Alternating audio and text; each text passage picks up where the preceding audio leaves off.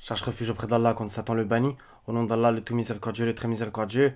Wassalamu alaikum wa rahmatullahi wa barakatuh, mes frères et sœurs. J'espère que vous allez bien, Inch'Allah ta'ala. Donc ça va être une réponse à Abdelmoulaim Boussena, comme d'habitude. Donc à propos de sa vidéo, pourquoi le porc est-il interdit en islam? Du 26 juin 2020, on est le 29. Donc il y avait 112 000 vues quand je l'ai regardé, mais c'était au moins 2 jours. Donc ça a dû augmenter forcément. Donc pour une fois, Boussena, je suis assez d'accord avec toi. Par contre, comme l'indique le titre, est-ce qu'il y a seulement juste un bridou? Donc bon, hélas, en fait, tu vas oublier un verset qui est ultra important. Et on va voir qu'est-ce que ça concerne. Donc bon, ça va être aussi une pierre plusieurs coups, c'est-à-dire que je vais répondre aussi à certaines personnes qui se nomment eux-mêmes coranistes, donc c'est pas de ma faute, et qui disent que le porc, c'est pas le porc. Bref, donc on va un peu étudier ça. Au passage, on va faire une étude principalement dans la Torah, etc., pour voir certains interdits alimentaires, etc., pour que ça vous montre que le Coran et la Bible vont dans le même sens, n'en déplaise à certains. On va faire quoi? On va étudier un peu la loi du talion, etc. aussi. Donc voilà, ça va être une étude assez longue, mais franchement ultra intéressante. Voilà, donc voilà mes frères et sœurs, au moins je vous ai présenté la chose. Donc on commence tout de suite. Bismillah. Bismillahirrahmanirrahim. Assalamu alaikum wa rahmatullahi wa barakatuh. Bonjour à toutes et à tous. Il est de notoriété publique que le musulman ne mange pas de porc, que cela est interdit par l'islam. Ce qui est moins évident en revanche, c'est le pourquoi. Pourquoi le porc est-il interdit en islam? Mais avant de poursuivre, je tiens à préciser une chose. J'entends parfois dans la bouche de certains de nos coreligionnaires, voire dans la bouche de certains imams, ceci. Ah, ce verset, ce hadith, cette tradition prophétique même authentique n'entre pas dans mon esprit, mon cerveau ne l'accepte pas, manière Non mais ça c'est normal. Le hadith bidon là. de dire ce n'est pas logique. Et étant donné que mon cerveau humain ne l'accepte pas, alors cette parole, pourtant divine ou prophétique, alors cette parole est à remettre en cause. Donc Boussena, je vais encore te le répéter, ce n'est pas la parole du prophète. Faut bien que ça te le rentre dans le crâne, ce n'est pas sa parole. On lui a inventé des choses sur le dos, comme le fait par exemple que, voilà, il s'est marié avec une enfant de 6 ans et qu'il a couché avec elle quand elle avait 9 ans. Qu'elle jouait à la poupée, etc. Donc ça, c'est parce qu'on est trop débile ou c'est vous qui l'êtes? Donc il va falloir un peu vous remettre en question aussi. Donc comment vous pouvez accepter qu'on dise des choses comme ça sur le prophète et vous dites non, c'est la science du hadith, il faut apprendre 20 ans auprès d'un savant pour pouvoir comprendre telle et telle chose. Mais vous avez pété un plomb en fait. Alors question, est-ce que tout ce qui a été révélé est porteur de sagesse? Oui, bien sûr. Non mais attends, mais quel rapport? Ce qui a été révélé c'est le Coran. Et c'est porteur de sagesse, bien entendu. Par le Coran plein de sagesse, etc. Et Allah a donné la sagesse à énormément de ses envoyés. De Luqman en passant par David, Mohammed, Jésus, etc. Donc là, au passage, je vous la place, celle-là. La hikmah, ce n'est pas la prétendue sunna qu'on attribue à Mohammed. Ça, c'est votre invention. Pour essayer de légitimer votre sunna terrestre bidon de Bukhari de Muslim. Est-ce que l'humain est à chaque fois capable de trouver ses sagesses, voire d'en saisir les nuances? La réponse est non. En effet, le croyant doit être capable parfois de mettre de côté son ego et d'accepter qu'il ne lui est pas possible avec son cerveau humain de tout connaître, de tout comprendre. Aussi... Ça, je suis d'accord avec toi concernant la parole divine, oui, oui. Celui qui a la sensation, l'impression et la prétention de pouvoir comprendre entièrement la parole divine du premier verset de la Fatiha à la 114e sourate, pour moi, lui, voilà quoi. Bref, donc c'est Allah qui donne le tafsir. Nous nous t'apporterons la meilleure interprétation, comme dans la sourate 75 de mémoire. Voilà. Tafsiran, ok? Donc c'est Allah qui fait le tafsir.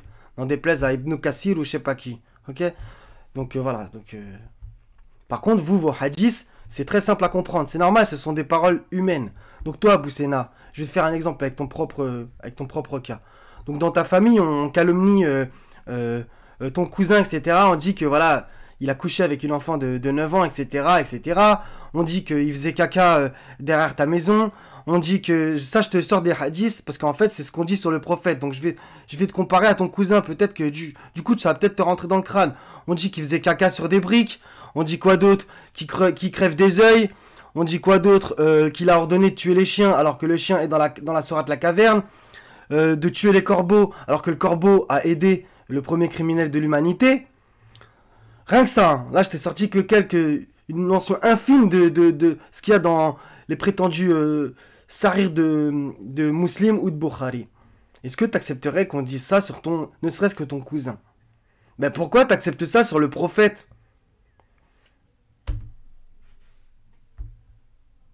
Si ce n'est pas parce qu'une chose ne me paraît pas logique aujourd'hui qu'elle ne l'est pas en réalité, je ne rejette pas un texte sous prétexte qu'il n'entre pas dans mon cerveau à l'instant T. Si, moi, ça ne rentre pas dans mon cerveau que le prophète... mais ce n'est pas le prophète dans les hadiths, c'est un personnage fictif qu'on a inventé, qu'on lui met sur le dos. Que soi-disant le prophète a fait tout ce que je viens de te dire avant, sans compter tout le reste. Ça rentre pas dans mon esprit, ok? Parce qu'Allah dit quoi dans le Coran à propos de lui? Tu es certes d'une moralité éminente. Quelqu'un qui a une moralité éminente ne se marie pas avec une enfant de 6 ans et couche avec elle à 9 ans.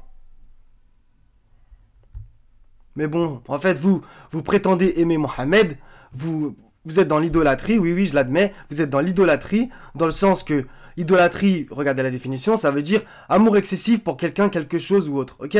Vous êtes dans l'idolâtrie, vous ne parlez que de lui sans cesse, etc. Mais dans un sens opposé, vous êtes dans l'idolâtrie, mais vous acceptez qu'on dise des calomnies sur lui incroyables. Allah il dit quoi dans la sourate 24? Et ce n'est pas vos fables que soi-disant ça parlerait de Aïcha.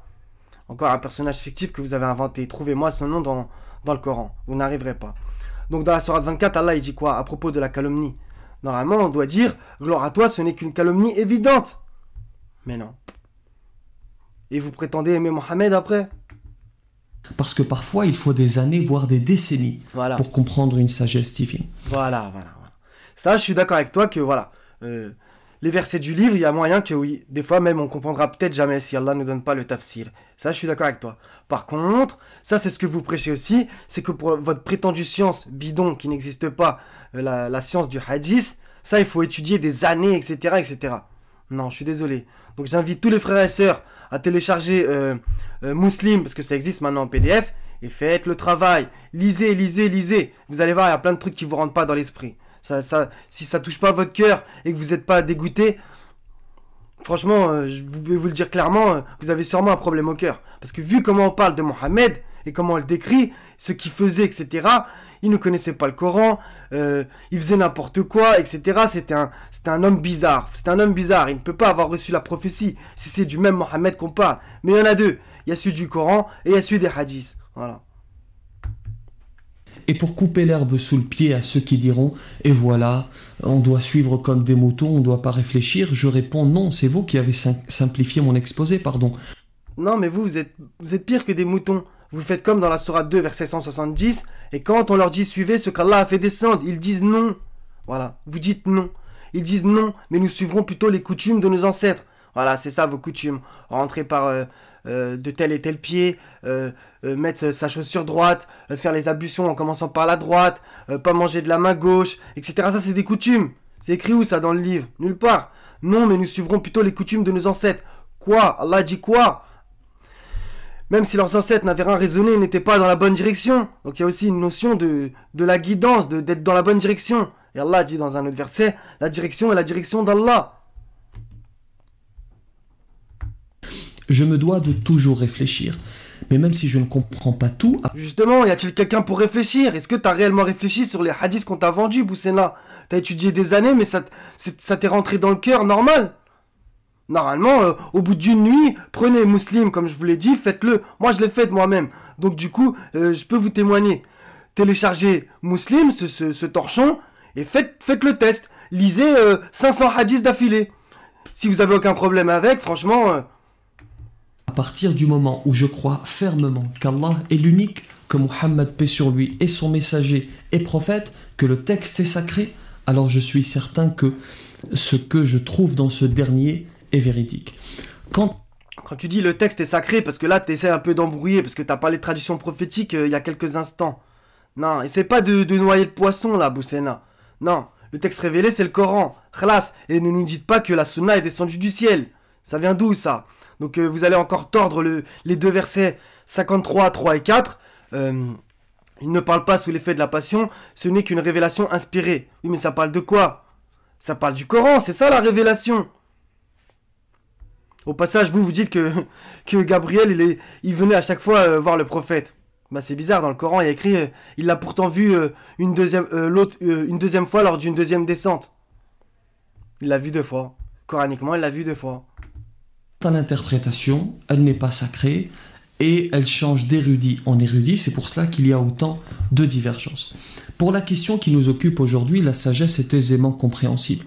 D'abord, l'interdiction est-elle clairement formulée? La réponse est oui. Dieu dit dans le Coran إنما حرم عليكم الميتة والدم ولحم الخنزير وما أهل به لغير الله فمن اضطر غير باغ ولا عاد فلا إثم عليه إن الله غفور رحيم. Quelle est la sagesse alors? Pourquoi est-ce que le Créateur nous interdit cette viande?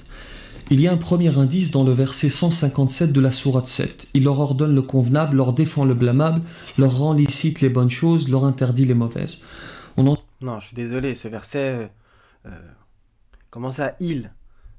Ça c'est Allah qui a interdit ça. Ce n'est pas le prophète. Donc oui, vous allez justement me dire, oui, bah du coup, ça veut dire que tu dis que le prophète a interdit des choses. Oui, mais le prophète, il a interdit ce qu'Allah a interdit.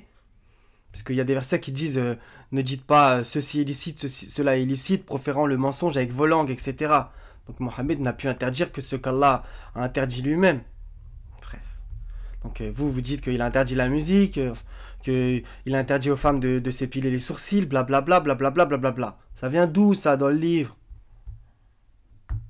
Tire donc que lorsqu'il y a un interdit, c'est parce que Pareil, il y a un verset où ça dit, où Allah dit, ce qu'Allah et son messager ont interdit. Oui, mais qu'est-ce qu'il faut entendre par là? C'est-à-dire que Mohammed parlait aux gens, bien entendu, il disait Allah a interdit ceci, cela, etc. Ça paraît évident en fait, quand on essaie de se centrer dans la scène. Ça paraît évident. Ce qui est interdit est mauvais. Deuxièmement, la médecine moderne a prouvé que la viande porcine était nocive pour la santé. Ouais, mais la médecine, on s'en fout. Nous, on parle de la parole de Dieu. La médecine, elle dit que... Enfin, voilà, les scientifiques, ils nous sortent qu'on descend du singe, Boussena. Donc arrête, ça c'est vos techniques de manipulation, comme pour la circoncision, oui, nanana, blablabla, les scientifiques ont dit. On s'en fout des scientifiques. Des fois, ils ont raison, des fois, ils ont tort. Mais ce n'est pas une preuve religieuse. Et c'est qui le scientifique? C'est Allah le scientifique et le savant, ne vous en déplaise. Je ne vais pas vous faire tout un développement sur la question, mais par exemple, la viande de porc contient un ver parasite que l'on appelle le ténia et qui peut être transmis à l'homme. L'OMS, l'Organisation mondiale de santé, dit... Non, l'Organisation mondiale de Satan. Donc tu vois pas un peu qu'ils ont un serpent sur leur logo? C'est qui le serpent? Le serpent ancien, ça vient de l'Apocalypse par exemple, vous le retrouvez ça aussi. C'est Satan. Et vous retrouvez ça aussi dans la Genèse, ne vous en déplaise pour certains. Le diable il s'est transformé en serpent, voilà. Donc il y a quoi d'autre aussi? Par contre il y a le bon serpent, c'est le bâton de Moïse qui s'est transformé en serpent. Sourate 20 verset 20. Tiens, on est en 2020. D'ailleurs à ce propos, cette infection peut engendrer des effets dévastateurs pour la santé humaine. Certains expliquent par ailleurs que le risque d'infection est faible aujourd'hui, que ça a changé. Donc blablabla, donc en vrai, Boussena, oui voilà, je suis d'accord avec toi, pour une fois, tu n'as pas interdit ce qu'Allah a autorisé, etc. Pour une fois, je suis d'accord, tu cites le bon verset, même s'il y en a plusieurs. Voilà, Allah, il a bien utilisé le mot interdiction, etc. Je suis d'accord avec toi, interdit. Donc oui, je suis d'accord avec toi, par contre, bah voilà, Bon, après, tu fais une vidéo de 5 minutes, donc je veux bien aussi, c'est vrai. Tu fais une vidéo de 5 minutes. C'est pour ça, moi, j'essaie de poursuivre un peu ce que tu vas dire et qu'on va aller un peu plus loin. Parce que bon, il y a un verset qui parle de... Bref, on va aller après. Mais rien n'est moins sûr, il suffit de chercher pour le constater. Qui plus est, le porc est omnivore, il mange de tout. Il mange de la viande de porc, il mange de la viande humaine. Il mange même, comment le dire subtilement, il mange même ce qu'il rejette. Certains vont peut-être nous dire à ce stade... Dans le Coran, après c'est la traduction française, je sais pas exactement en arabe, mais il y a bien écrit excrément. Tu le retrouves dans le Coran, excrément.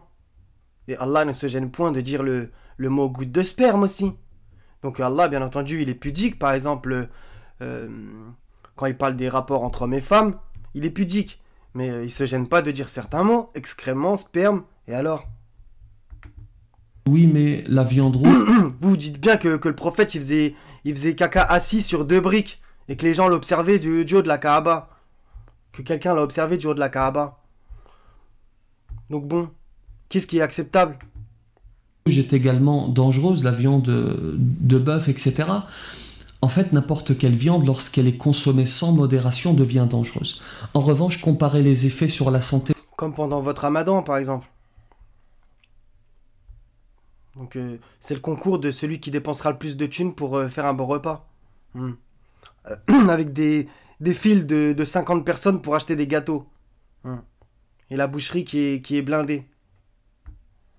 Donc bon, je le dis maintenant, mais c'est vrai que je faisais pareil avant. Hein. Vous inquiétez pas, on est tous tombés dans le même panneau. Hein. Bon, après, il y en a qui vont me dire, oui, mais moi, quand je fais le ramadan, quand je jeûne, je mange 2 dattes et du lait. Hmm. Là, on parle pour la globalité des gens. Vous savez très bien que tout le monde se blinde la panse pour la grande majorité des gens. D'une même quantité de viande de bœuf d'un côté et de viande porcine de l'autre, et vous verrez. Et il suffit d'être objectif et de poser la question à un spécialiste pour vous en convaincre. Le croyant accepte tout à fait de vivre avec quelques contraintes pour satisfaire le divin. C'est cette raison d'ailleurs. Non, Boussena, ce n'est pas une contrainte. La ikra afidji, nulle contrainte en religion. Mais vous le faites exprès en fait. Vous sortez toujours des mots qui vont contre ce que Allah dit. Il n'y a pas de contrainte en religion. Comment ça, ne pas manger du porc, c'est une contrainte? On est où là? C'est incroyable. Qui le pousse à ne pas boire d'alcool, comme expliqué dans cette vidéo, ou à ne pas manger de porc, comme expliqué aujourd'hui. Par contre, je suis obligé de le dire, il n'y a pas écrit haram dans, le mot, dans les versets où ça parle de l'alcool. Il y a par exemple écrit dans le 4:43 qu'il ne faut pas arriver ivre pour la salade, etc. Il y a quoi d'autre? Que Allah il dit que c'est une œuvre du diable. Oui, Allah dit c'est une œuvre du diable. Écartez-vous afin que vous réussissiez. Mais où est-ce que tu trouves le mot interdit? Donc il y a plein de versets où il y a le mot interdit et pas pour l'alcool.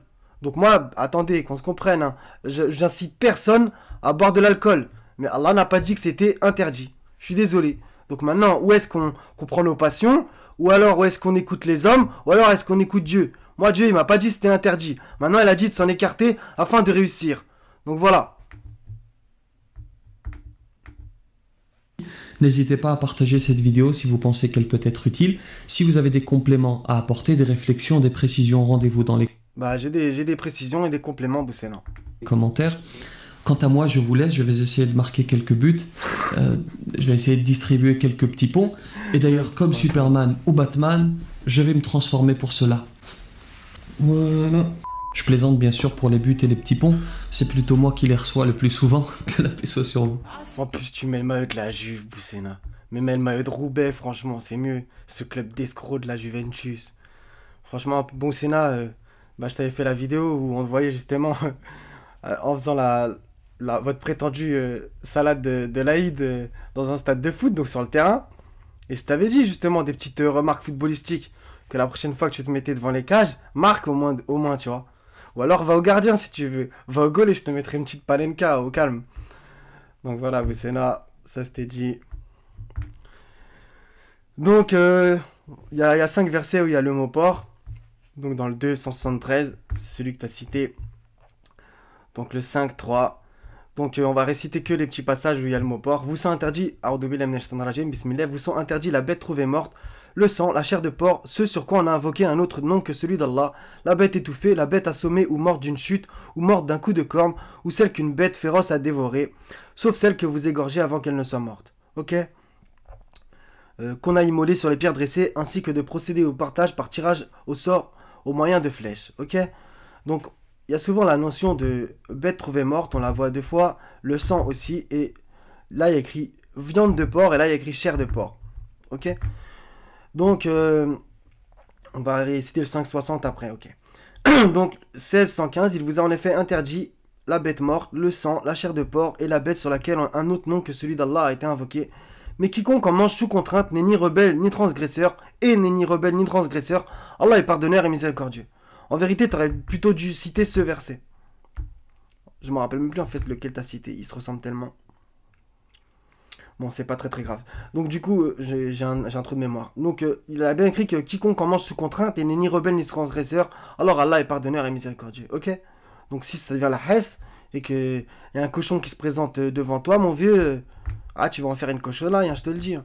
Donc, et dans le 273, il n'y a pas de péché carrément sur celui qui est contraint. Donc voilà, si voilà, t'es dans une sale situation et qu'on te met du porc dans ton assiette et que t'as une dalle de ouf, graille mon ami, sans toutefois abuser ni transgresser, ok? Donc voilà, celui qui est contraint, tu vois, t'es contraint, t'as pas mangé depuis plusieurs jours, on te tend une assiette de porc, je suis presque sûr que tu vas te le taper, juste un bridou, car Allah est pardonneur et miséricordieux, ok? Donc le porc, il existe sur terre, il a des utilités, ouais, il faut pas lui cracher dessus, il a des utilités, simplement Allah, il a dit que voilà, il faut pas le manger. On va le voir dans la Torah, c'est pareil, n'en déplaise à certains. Donc, 645, celui-là aussi il est ultra important, dit, donc c'est Mohammed qui devait dire, dans ce qui m'a été révélé, il y a bien la notion de révélation, je ne trouve d'interdit à aucun mangeur d'en manger que la bête morte, ou le sang, encore une fois les deux mentions, qu'on a fait couler, ou la chair de porc, car c'est une souillure, ou ceux qui par perversité a été sacrifiés à autre qu'Allah, quiconque est contraint sans toutefois abuser ou transgresser, ton Seigneur est certes pardonneur et miséricordieux, ok? Donc bon, bien entendu, j'incite personne à en bouffer. 5,60, c'est le verset pourquoi je t'ai fait en vérité cette vidéo. Donc on va essayer de ne pas le décontextualiser. En vérité, celui-là est encore plus important que le fait de ne pas manger de porc. Donc 5,59 dit, donc Mohammed devait dire aux gens du livre, au passage, toi aussi Boussena, t'es Ahlel Kitab, hein, ne t'en déplaise, hein. Ce n'est pas que les juifs et les chrétiens. Est-ce que vous nous reprochez autre chose que de croire en Allah, à ce qu'on a fait descendre vers nous? Donc nous tous, on a reçu le Coran, on va dire. Et à ce qu'on a fait descendre auparavant. Ça parlerait pas de la Bible, ça. Mais la plupart d'entre vous sont des pervers. Dit, puis-je vous informer ce qu'il y a de pire en fait de rétribution auprès d'Allah? Celui qu'Allah a maudit, celui qui a encouru sa colère. Revenez aussi, surat, donc la Fatiha, verset 7. Et ceux dont il a fait des singes, des porcs. Et de même, celui qui a adoré le Tarout, on va voir après la traduction, ceux-là ont la pire des places et sont les plus égarés du chemin droit. Donc vous voyez bien, il y a la notion de colère et il y a écrit égaré du chemin droit. Donc surat 1, Irdina Sirat el Mustaqim, guide-nous sur le droit chemin. Donc là on a la mention et plus bas dans le verset d'en dessous, il y a la notion de colère et d'être égaré. Vous voyez, c'est ultra intéressant ce verset. Hein.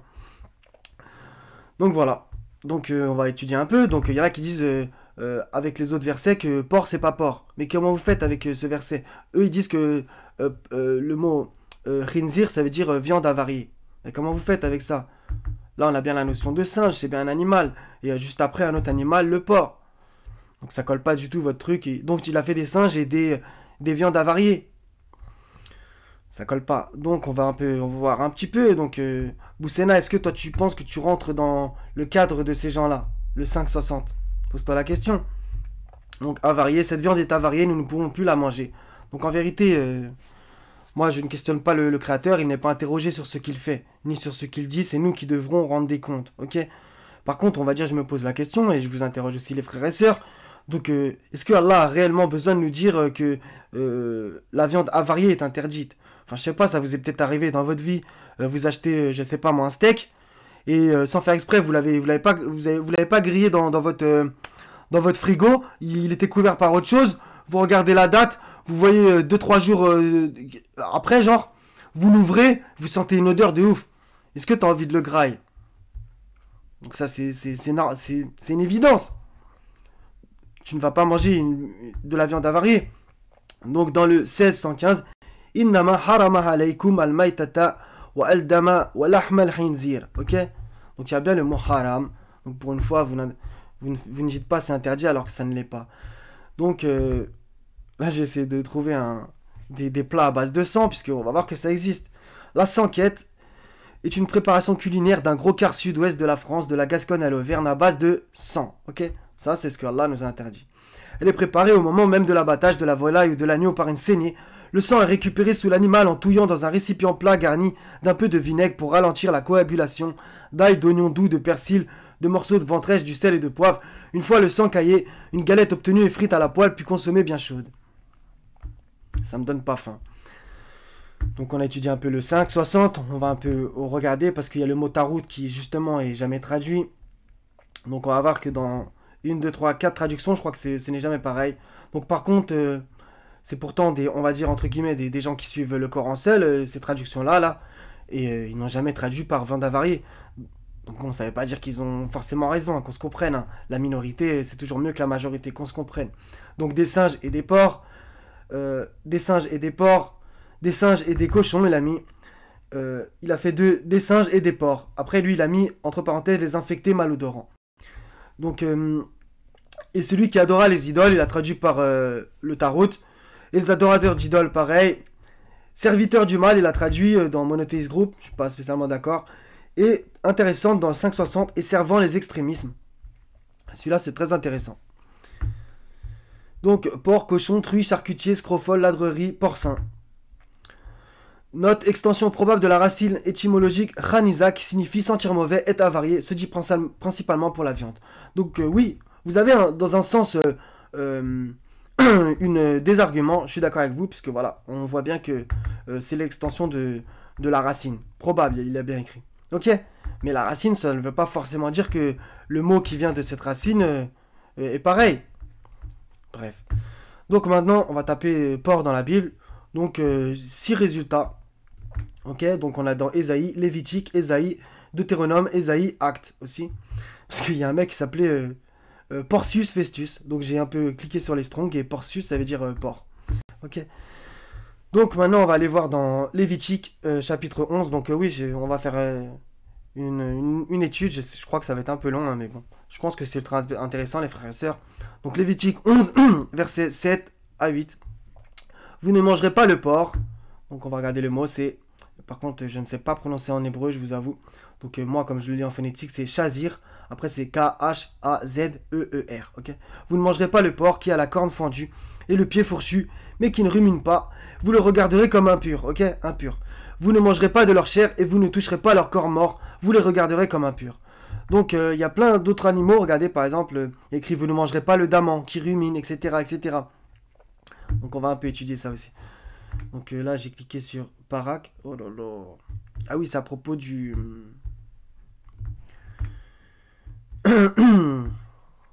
Alhamdoulilah. Donc, qui a la corne fendue, ok. Donc, j'ai un peu cliqué, donc bon, c'est pas très important. Deutéronome 14, qui va un peu dans le même sens. Non, là, en fait, c'est autre chose. Voilà, voici les animaux que vous mangerez. Donc, voilà ce qu'Allah dit.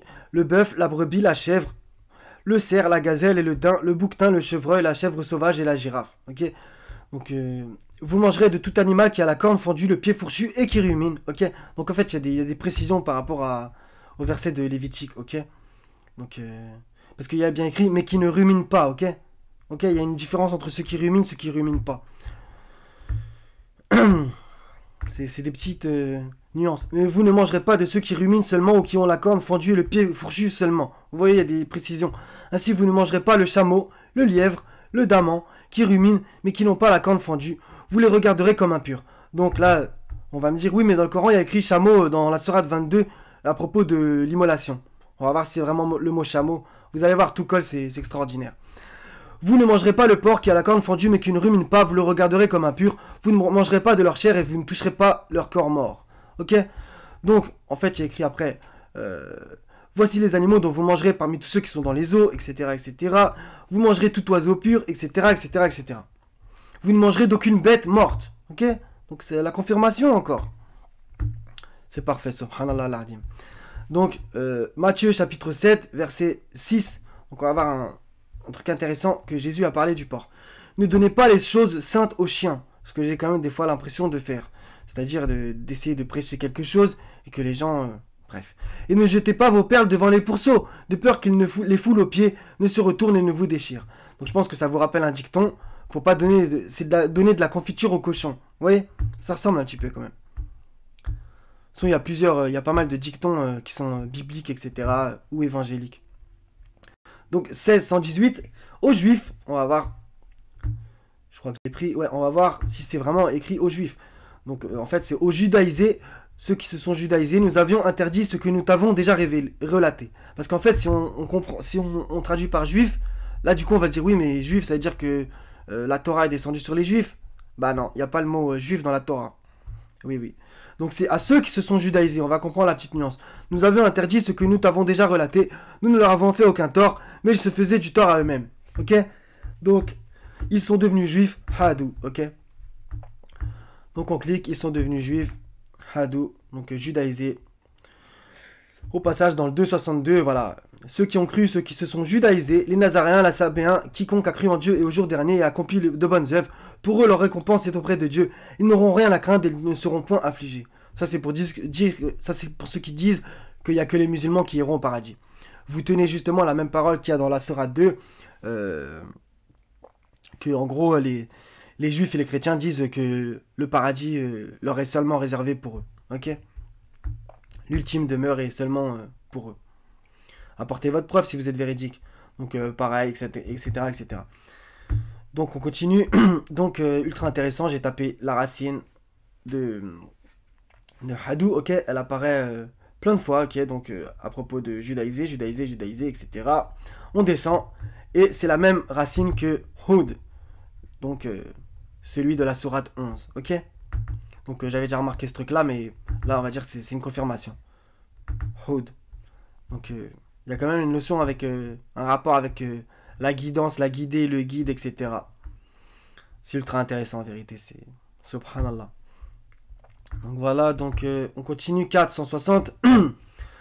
C'est à cause de l'injustice de ceux qui se sont judaïsés, voilà, que nous leur avons rendu illicites les bonnes choses qui leur étaient licites, et aussi pour avoir détourné nombre de gens du chemin de Dieu. Ok, donc c'est Alladina Hadou. Ok, donc là il a mis était juif. Non, on l'a vu que il a traduit là ici Hadou par ils sont devenus juifs. Nuance. Judaïsés. Donc 646 dans le même sens à ceux qui se sont judaïsés, vous allez voir. Donc du coup coraniquement en fait Allah nous parle de ce qu'il a comment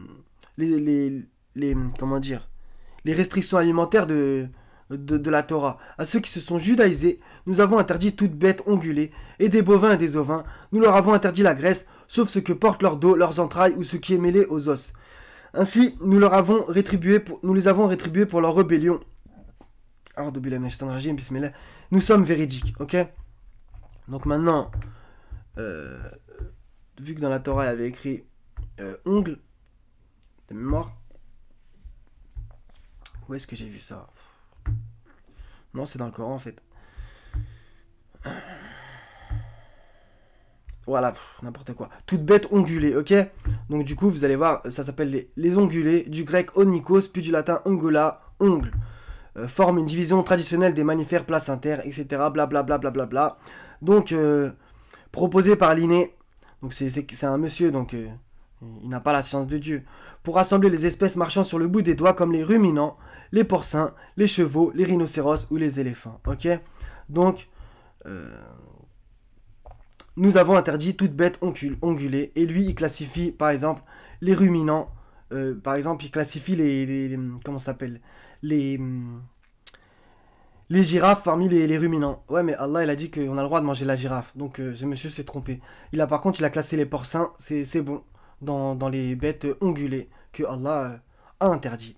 Ok, donc c'est parfait. Donc 3,93, toute nourriture, celui-là il va être un peu, était licite aux enfants d'Israël, sauf celle qu'Israël lui-même s'interdit avant que ne descende, dit la Torah. Dit, apportez la Torah et lisez-la.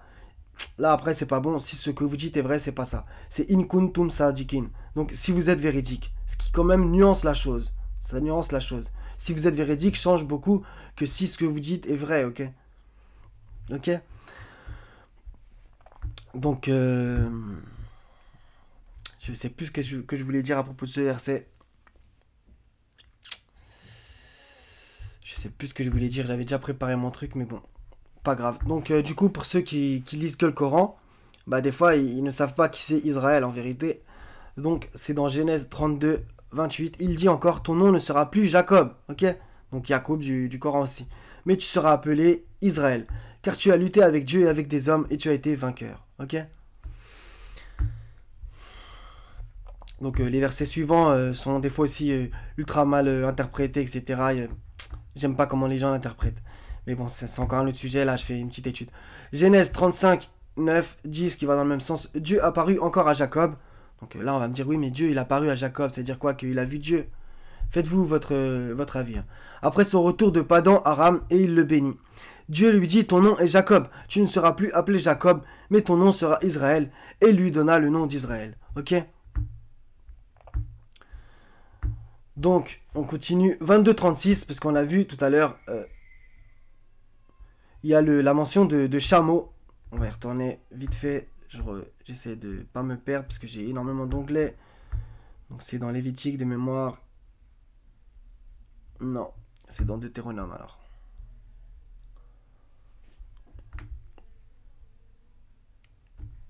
Voici les animaux que vous mangerez, le bœuf, la brebis, la chèvre, le cerf, la gazelle et le daim, le bouquetin, le chevreuil, la chèvre sauvage et la girafe. Ok. Où est-ce que j'ai vu le chameau? Voilà. Ainsi, vous ne mangerez pas le chameau. Ok. Vous ne mangerez pas le chameau. Donc, coraniquement, on a l'impression qu'il y a une contradiction. Ok. En fait, pas du tout. Donc, 22-36, regardez la traduction traditionnaliste, ce qu'ils nous vendent. 22-36, nous avons dessiné les chameaux, bien portants pour certains rites établis par Dieu. Il y en a pour vous un bien. Prononcez donc sur eux le nom de Dieu quand ils ont la patte attachée, entre parenthèses, prêt à être immolé. Puis lorsqu'ils gisent sur le flanc, mangez-en, ok? Donc là, concrètement, on dirait qu'il y a une contradiction évidente. Et nourrissez-en le besogneux, discret et le mendiant. Ainsi, nous vous les avons assujettis afin que vous soyez reconnaissants. Alors que pas du tout. Donc 22-36, donc je vais juste traduire les débuts de versets. Les offrandes d'animaux sont parmi les rites décrétés par Dieu, ok? Donc il n'y a pas écrit chameau. Pour vous, nous avons désigné les bêtes corpulentes et le bétail dodu dans l'autre traduction. Là, par contre, un mot, il n'a pas trouvé, ok? Donc le mot chameau, je ne sais pas d'où il trouve. Le mot chameau existe dans le Coran. Par exemple, dans le 77-33. Et comprendrait pour des chameaux jaunes, là, il n'y a aucun problème. Toutes les traductions vont dans le sens chameau. Chameau, chameau, chameau, chameau, ok? Parfait. Donc c'est le mot Jimalatun, ok? Jimalatun. Magnifique. Je vous avoue, j'étais quand même un peu sur... bref. Ultra content de cette recherche. Incroyable. Des chameaux, Jimalatun. Et donc on a plein d'occurrences, ok? Donc pour être honnête, regardez par exemple, occurrence de la racine de ce mot dans le Coran. Donc là on est dans le 77-33 avec le mot chameau officiel. Tout le monde dit que c'est un chameau. Et le 22-36 où ils disent que c'est le mot chameau, eh ben la racine de ce mot dans le Coran n'apparaît pas. Magnifique, alhamdoulilah. Donc le Coran confirme la Torah. Oui, le chameau c'est... faut pas le manger. Je suis désolé. Donc on va me dire oui mais le Coran il abroge les lois de la Torah. Vous avez lu ça où? Donc par exemple dans la sourate 5, à propos de... vers le 5-48, Allah dit dans le sens du verset que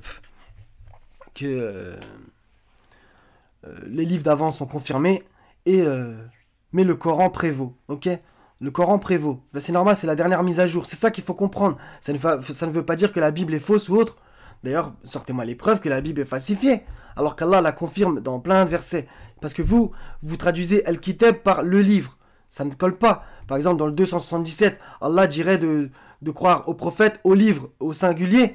Ben non, c'est à l'écriture. Donc l'écriture dans sa globalité. Puisque Allah, dans d'autres versets, dit qu'il faut croire en ces livres.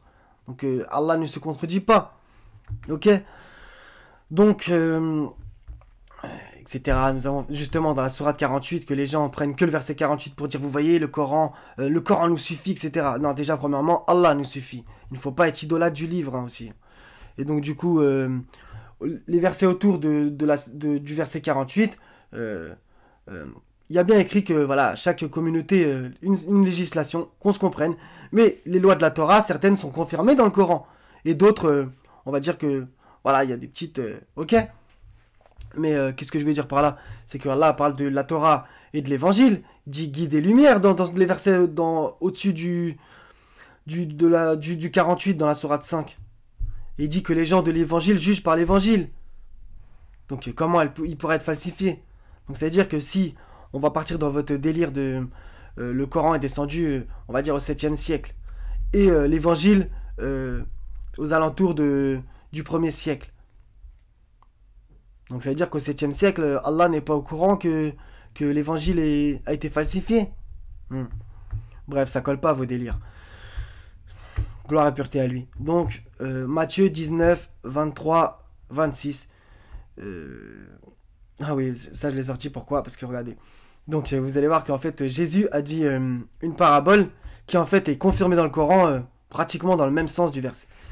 Donc voilà, c'est un mec, il arrive vers Jésus, il lui dit pourquoi m'interroges-tu sur ce qui est maître, que dois-je faire pour avoir la vie éternelle? En gros il lui dit les commandements et le mec il lui dit ouais c'est bon je les applique. Et après il lui dit si tu veux être parfait, va vends ce que tu possèdes, donne-le aux pauvres et tu auras un trésor dans le ciel. Puis viens et suis-moi. Après avoir entendu ces paroles, le jeune homme s'en alla tout triste car il avait de grands biens. Ok? Et regardez ce que Jésus dit à ses disciples. Je vous le dis en vérité, un riche entrera difficilement dans le royaume des cieux. Je vous le dis encore, il est plus facile à un chameau de passer par le trou d'une aiguille qu'à un riche d'entrer dans le royaume de Dieu. Les disciples ayant entendu cela furent très étonnés et dirent, qui peut donc être sauvé? Et Jésus le regarda et leur dit, aux hommes cela est impossible, mais à Dieu tout est possible. C'est magnifique. Donc au passable, regardez la question qui se pose, qui peut donc être sauvé? Donc en gros ils se disent, putain mais il n'y a personne qui va être sauvé. Ouais mais ça faut revenir aussi encore dans Matthieu, où Jésus dit justement, entrez par la porte étroite, etc. Donc nombreux sont ceux qui prennent le chemin de la perdition, et en gros il y en a peu qui suivent le droit chemin, dans le sens inverse. Donc, je l'ai pas sorti le verset. Oh là là. Donc c'est à propos de le chameau de passer par le trou d'une aiguille. Je sais pas si je l'ai sorti en vrai. 2 secondes. On va le faire ensemble. Donc c'est pas très grave. Donc on va y revenir après, désolé. Donc maintenant on va étudier un peu le talion. Donc traditionnellement ils traduisent par le talion. Donc et nous y avons presque 5,45. Vous voyez comme ce n'est pas un hasard. 5,45. Donc c'est encore et c'est le 5,48 où le Coran prévaut. Ok. Donc c'est ultra important ces passages de la Sourate El-Maïda. Et nous y avons prescrit pour eux, vie pour vie, œil pour œil, nez pour nez, oreille pour oreille, dent pour dent. Les blessures tombent sous la loi du talion, le qui cesse. Après quiconque qui renonce par charité, cela lui vaudra une expiation. Et ceux qui ne jugent pas d'après ce que Dieu a fait descendre, donc on fait comment là? Ceux-là sont des injustes. Donc, traduit par le talion, y en a qui disent que c'est la blessure équivalente. Attendez. Voilà, ils traduisent talion par équivalence, équivalente. Ok, équivalence. Les blessures doivent être similaires. Une peine équivalente, ok. Donc on va me dire oui, donc du coup les traducteurs, ils incitent à lire la Bible. Non, franchement, vu le clergé musulman, soi-disant il n'y a pas de clergé, mais il y en a un, en vrai, le clergé musulman, carrément, il y a des fatwas qui disent que voilà, il ne faut pas du tout lire la Bible, en s'attachant justement au hadith, etc. Que soi-disant, le prophète a dit ça, etc. Soi-disant. Et que même j'ai lu dans certaines fatwas qu'il fallait brûler la Bible. Et que seuls les gens, les érudits, les savants, peuvent s'approcher de la Bible parce que justement, comme ça, ils vont pas se faire matrixer. Bref. Donc ils ont encore une fois éloigné les gens de la parole divine. Donc mes frères et sœurs, ça je voulais dire aussi, quand vous avez la sensation qu'il y a une contradiction biblique coranique, ne rejetez pas la parole biblique, s'il vous plaît. Calmez-vous et prenez le temps. Faites les recherches, étudiez les mots, comment on fait coraniquement. Sinon, c'est pas juste envers la Bible. Vous voyez, faut être équitable. Donc coraniquement, on sait qu'il y a des erreurs de traduction, mais bibliquement, il n'y aurait aucune erreur de traduction. C'est justement ce que Allah dit, justement. Que les hadous, je ne sais pas si c'est hadou ou yahoud dans ce verset, ils détournent le sens des mots. Justement, c'est ce qui a été fait. Dans plein de mots dans la Bible, j'ai remarqué qu'il y a des détournements de sens. Ok, et c'est ça que Allah reproche. Comme par exemple dans le 2,75. Et qu'un groupe, après avoir entendu, donc ça parle d'oreille, et compris, donc ça parle du cerveau, la parole d'Allah, la falsifièrent sciemment. Où est-ce que vous voyez écrit que l'écrit a été falsifié? C'est une grosse nuance. Ils ont entendu, compris, et ensuite ils la falsifièrent. Donc moi, je suis en train de vous parler là. Là, je vous fais la vidéo. Vous entendez mon discours, et vous allez répéter à quelqu'un, donc vous l'avez entendu, compris normalement, et vous le falsifiez si vous dites que par exemple, j'ai dit telle et telle chose en modifiant ce que j'ai dit. Ça, c'est une falsification à l'oral. Oui, il n'y a pas écrit que l'écrit était falsifié. Mais bon, ça a été encore une fois mal compris. Donc du coup, j'en ai oublié le mot du 545. C'est le mot qui cesse. De toute façon, j'ai cliqué dessus, c'est pas très grave. Donc c'est le mot qui cesse, ok, qu'on retrouve plein de fois. Donc dans le 294, pareil. Le muharram pour le muharram et l'équivalence, le talion s'applique aux interdictions. Je suis pas sûr. Donc quiconque transgresse contre vous, transgressez contre lui de la même manière qu'il a transgressé contre vous. Donc, prémunissez-vous, non, craignez Dieu et sachez que Dieu est avec ceux qui le craignent. Ok? Donc ça veut dire quoi ça? C'est-à-dire que Allah nous dit que c'est la même loi que dans la Torah. Quiconque transgresse contre vous, transgressez contre lui de la même manière qu'il a transgressé contre vous. Donc on revient à l'œil pour œil. Donc la loi est confirmée. N'en déplaise à certains. Donc voilà, donc le 279, traduction officielle. Moi je préfère écrit talion, mais bon. C'est dans le talion que vous aurez la préservation de la vie, carrément. Ô vous doués d'intelligence, ainsi atteindrez-vous la piété. Donc prémunir, soyez juste, j'aime pas du tout le mot, la traduction de tatakun, donc de taqwa, etc. J'aime pas. Donc talion, eux ils disent l'équivalence est une loi pour vous qui sauve la vie, et pour vous, carrément il n'y a pas écrit, et par l'équivalence, et pour vous la loi d'équivalence. Donc voilà, équivalence, c'est-à-dire bah, voilà, une peine équivalente. 545, on l'a déjà récité. Ah oui, c'était pour le verset du chameau. Ok. Regardez, écoutez bien. 7,40. C'est incroyable. Pour ceux qui traitent de mensonges nos enseignements, au passage, nos enseignements, ça veut dire quoi? Ça veut dire que le Coran. Réfléchissez les frères et sœurs, c'est ultra grave hein, sinon. Et qui s'en écartent par orgueil, les portes du ciel ne leur seront pas ouvertes. Donc on en revient au royaume des cieux que Jésus a parlé. Et ils n'entreront au paradis que quand le chameau pénètre dans le chat de l'aiguille. Ainsi rétribuons-nous les criminels. C'est incroyable. Jésus dit à ses disciples, je vous le dis en vérité, un riche entrera difficilement dans le royaume des cieux. On y revient. Les portes du ciel ne leur seront pas ouvertes. C'est incroyable. Je vous le dis encore, il est plus facile à un chameau de passer par le trou d'une aiguille qu'à un riche d'entrer dans le royaume de Dieu. Qu'est-ce que vous voulez dire de plus? De toute façon, c'est pas étonnant. Hein. Jésus a dit plein de choses coraniques. Hein. Donc j'ai quoi? Ça va, j'ai encore quelques versets. Donc à propos de l'œil, donc œil pour œil, dent pour dent, main pour main, pied pour pied dans Exode 21-24. Donc oui, on va me dire, on va essayer de me contredire par le verset coranique. Et nous avons prescrit pour eux vie pour vie, œil pour œil, nez pour nez, oreille pour oreille, dent pour dent. Les blessures tombent sous la loi du talion. Donc là, on va me dire, oui, bah, il n'y a pas écrit oreille pour oreille dans la Torah. C'est vrai, je ne l'ai pas trouvé en tout cas, moi, perso. Il n'y a pas écrit oreille pour oreille. Mais il y a bien écrit quoi? Il y a bien écrit les blessures tombent sous la loi du talion. Et il y a écrit, là, il y a écrit pied pour pied. Donc ça va dans le même sens, en fait. Vous voyez, ok? De toute façon, c'est une espèce de façon de parler aussi, qu'on se comprenne. Donc, même si...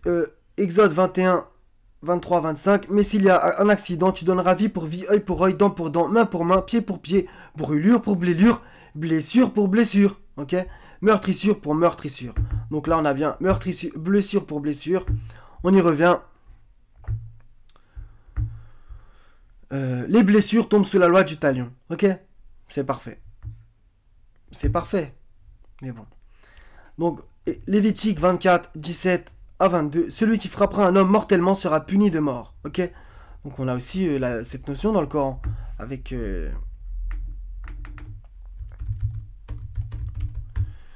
avec le droit du sang. Voilà, je l'ai tapé en exacte phrase. Enfin, on appelle ça comme ça, mais je suis plus sûr si c'est écrit comme ça dans le texte. Désolé pour cette recherche en direct. Assisté par la loi. Désolé pour cette recherche en direct. Voilà, alhamdoulilah. 17.33. Et sauf en droit, ne tuez point la vie qu'Allah a rendue sacrée. Quiconque est tué injustement, alors nous avons donné pouvoir à son proche. Que celui-ci ne commette pas d'excès dans le meurtre, car il est déjà assisté. Le par la loi, entre parenthèses, paraît juste. Donc là, c'est pareil. Celui qui frappera un homme mortellement sera puni de mort. Celui qui frappera un animal mortellement le remplacera. Vous voyez, c'est des lois justes. Vie pour vie. Si quelqu'un blesse son prochain, il lui sera fait comme il a fait. Donc ça, c'est ultra intéressant, ce petit passage. il lui sera fait comme il a fait. Ça vous rappelle pas un hadith justement qui nous sort sans cesse, qui nous bassine. Comme tu fais, on te fera. Il y a trop de plagiat biblique, c'est incroyable. Fracture pour fracture, œil pour œil, dent pour dent, il lui sera fait la même blessure qu'il a faite à son prochain. Celui qui tuera un animal le remplacera, mais celui qui tuera un homme sera puni de mort. Ok? Vous aurez la même loi, l'étranger comme l'indigène, car je suis l'Éternel, votre Dieu. Donc c'est magnifique. Donc Deutéronome 19, verset 21. Tu ne jetteras aucun regard de pitié, œil pour œil, dent pour dent, main pour main, pied pour pied. Donc voilà, c'est... Du coup, les gens, ils ont une mauvaise image d'Allah dans l'Ancien Testament. Ils disent, voyez, c'était un Dieu sanguinaire, etc. Blablabla. On m'a déjà sorti ce genre de choses. Je me désavoue, bien entendu, de ces gens-là. Donc Allah, dans le Coran, parle de paix, parle de guerre, parle de guerre, de gens qui se font tuer, etc. C'est pareil, ça fait partie de l'humanité aussi. Bref. Après, bien entendu, il faut être juste. Et comme Allah l'a dit, ne tuez point la vie qu'Allah a rendue sacrée. Et il y a un autre verset qui dit sauf en bon droit. Ok? Et celui qui tue une âme, c'est comme s'il avait tué l'humanité. Donc en fait, si on fait le mix de tous ces versets, on arrive mieux à saisir la chose. C'est un peu coraniquement prendre des versets isolément. Des fois, on dit n'importe quoi. Ça serait comme prendre, par exemple, le Sourate 2 de mémoire, verset... Bon, je vous le dis dans le sens, aux alentours de 30. De toute façon, vous connaissez tous ce passage où Allah demande aux anges de se prosterner. Et après, on voit que Iblis s'est pas prosterné. Donc si on comprend ça, on a l'impression que Iblis était un ange. Ben non, puisque si on poursuit dans le Coran, on fait une étude, on remarque que Iblis, voilà, ce n'est pas un ange. Bref. Donc, Matthieu 5, 38 à 42. Vous avez appris qu'il a été dit œil pour œil et dent pour dent. Regardez, hein. Et ça, je vais le dire avant pour que les gens saisissent un peu s'ils ne connaissent pas. C'est que Jésus, il a bien dit je ne suis pas venu pour abolir la loi et les prophètes, mais je suis venu pour accomplir. Ok? Mais en fait, dans ce chapitre 5, il leur prend justement des lois qu'il y a dans la Torah et il essaie que les gens aillent encore plus loin. Vous voyez? Ce n'est pas qu'il... En fait, c'était pour les faire méditer. C'est par exemple comme il a dit dans Matthieu 6, je pense, après la prière du Notre Père, il a dit, voilà, soyez parfaits comme votre Père Céleste est parfait. Mais ça, les gens voilà, il y en a, ils comprennent pas. Déjà, ils ne comprennent pas la notion de Père, alors que c'est une parabole, c'est une allégorie, c'est une façon de parler. Bref. Et donc, être parfait comme est parfait le Père Céleste, ça veut pas dire qu'on va réussir à être parfait. Ben non. En fait, c'est pour s'approcher justement de la perfection humaine, entre guillemets. Qu'on se comprenne. Ok? C'est pour qu'on se rapproche d'être les meilleurs possibles. Et ça, Jésus, il essaie souvent de les pousser à ça, les gens. Bref. Vous avez appris qu'il a été dit œil pour œil et dent pour dent. Mais moi, je vous dis de ne pas résister aux méchants. Ok? Donc en fait, Jésus, là, par cette petit bout de phrase, regardez, il va être encore une fois coranique. Mais moi, je ne vous dis de ne pas résister aux méchants. En gros, il les incitait au pardon. Si quelqu'un te frappe sur la joue droite, présente-lui aussi l'autre. Ça aussi, ça a mal été compris. Ça a été compris dans le sens que Jésus, c'était un faiblard. On a vu ce qu'il faisait aux pharisiens et aux scribes, comment il leur parlait et ses actes. Bref, c'était un bonhomme, Jésus. Si quelqu'un veut plaider contre toi et prendre ta tunique, laisse-lui encore ton manteau. La force de ses enseignements. Si quelqu'un te force à faire un mille, fais-en deux avec lui.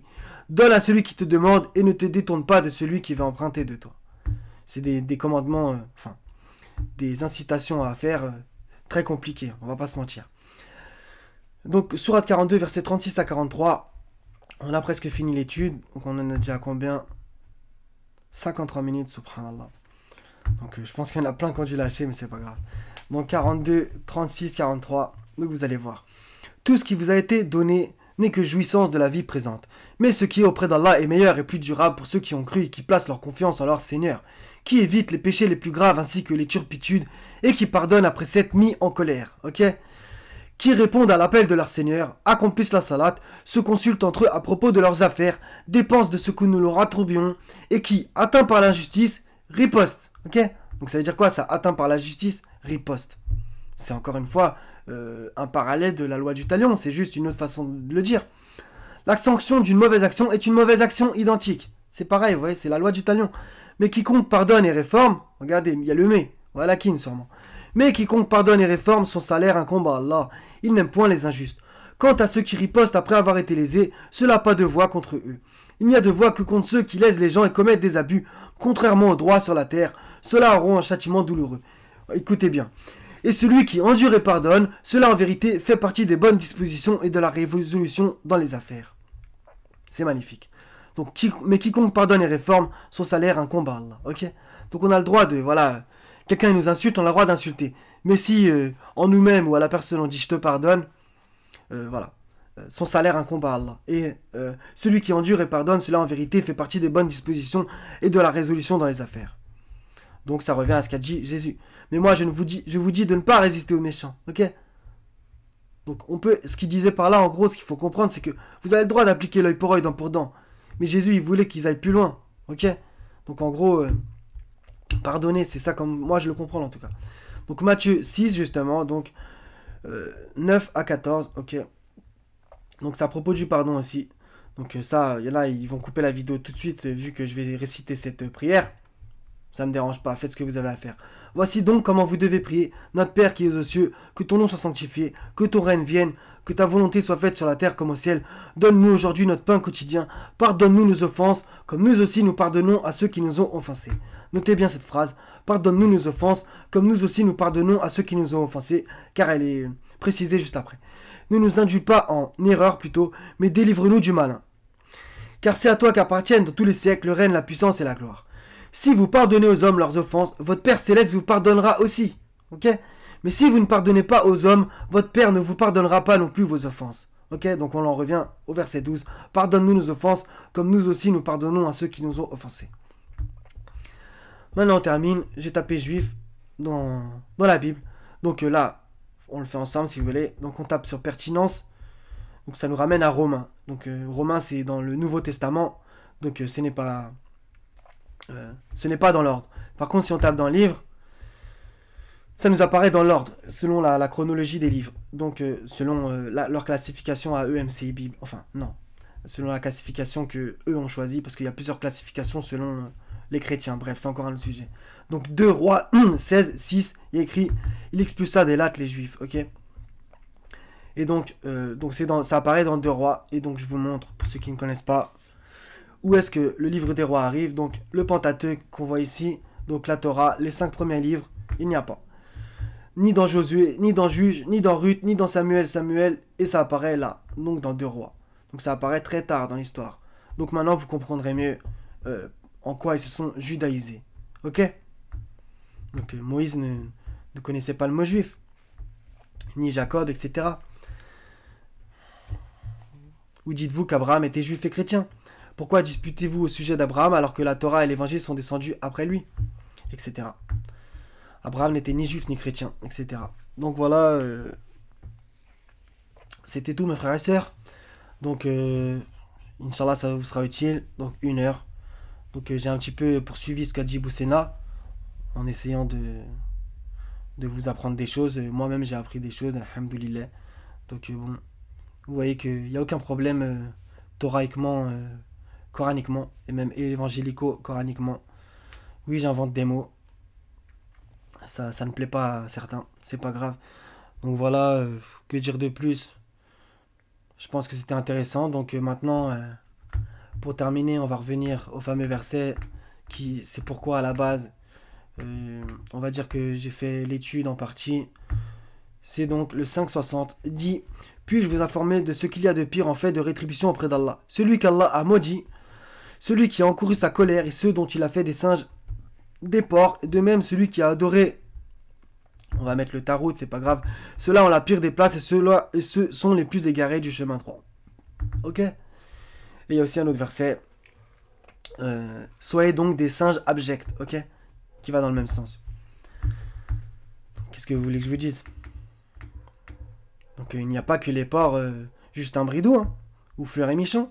Il y a aussi des porcs humains, dans un sens allégorique. Voilà. Pareil, donc ça me fait penser justement, donc à propos de Surat Luqman, la voix la plus détestable est celle de l'âne. Donc ça ne veut pas dire que tu te transformes en âne. C'est simplement que tu peux ressembler à lui. Ok? Donc bon, ce sera tout mes frères et sœurs. Donc soyez bénis. Je vous aime pour la face d'Allah subhanahu wa ta'ala. Wa salamun ala al-mursalin. Walhamdulillahi rabbil alamin. La ilaha illa huwa al-azizul hakim. Wa salamu alaikum wa rahmatullahi wa barakatuh mes frères et sœurs. À la prochaine, Inch'Allah ta'ala.